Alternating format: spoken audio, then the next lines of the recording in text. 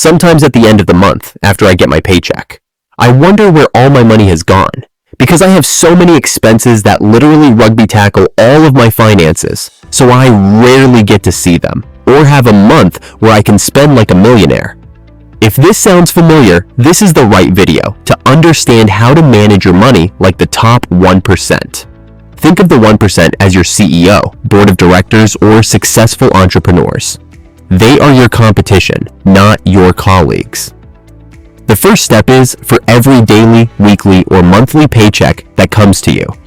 You can only use 75% of it to buy things: housing, food, vacation, transportation, etc. But why 75%? The beauty of the 75% is that it allows you to do two key things.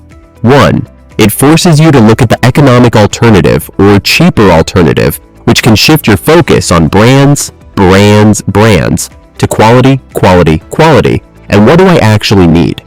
This will lead you to also be wiser with the money you have, and from here, you will make smarter money decisions.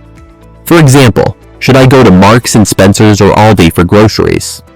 The second beauty of the 75% is that this 75% rule forces you to focus on value. Again, you will shift your mindset from thinking you have to compete with other people to feeling like you are in your own league. Also guys, you will realize that the morning fix, the must-have Starbucks latte or I will die, which when you add up actually costs a fortune.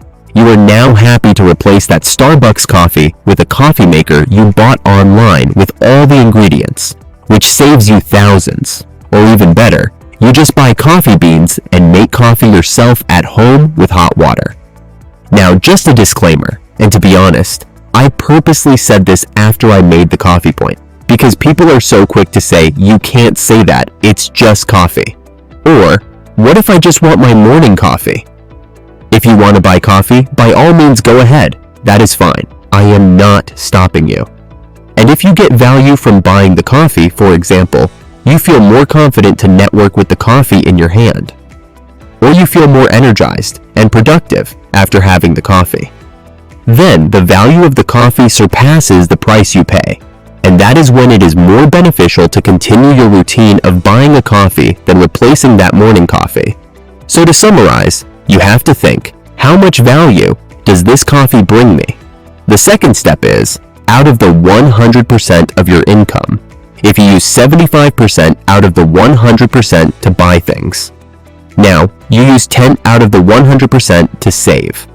You are specifically saving for a cushion fund or an emergency fund. Think of this as a cash reserve for any unexpected incidents that can happen. We hope and pray that no unexpected financial incidents do come up, but as financially wise people, we have to be prepared. This emergency fund gives us breathing room if anything was to go wrong. For example, you get fired or your car breaks down. These type of unexpected events that can happen, which will cause you to cash out more for that month. Keep your emergency fund simple. Only hold 3 months of income or 6 months of expenses. I would suggest whichever is the higher number you should go for. That's simple guys, 3 months of income or 6 months of expenses. Once you reach this cushion fund, stop saving and use that money towards something else. Can be investments or something you are planning towards like a wedding or children's stocks and shares fund. But stop saving towards your emergency fund once you have reached your emergency fund goal. Next question I get a lot. Where should I put all this savings?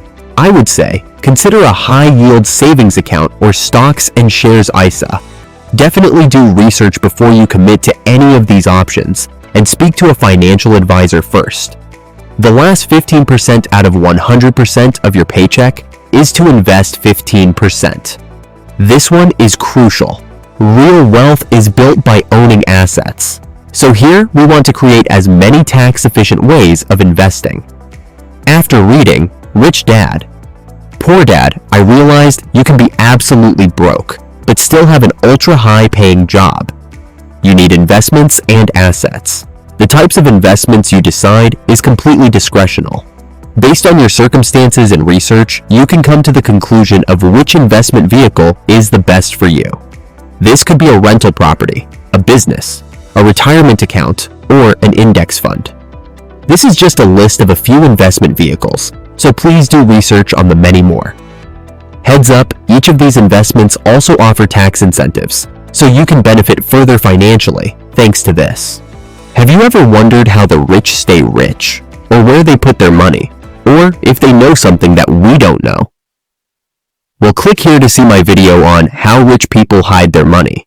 I explain all of the secrets.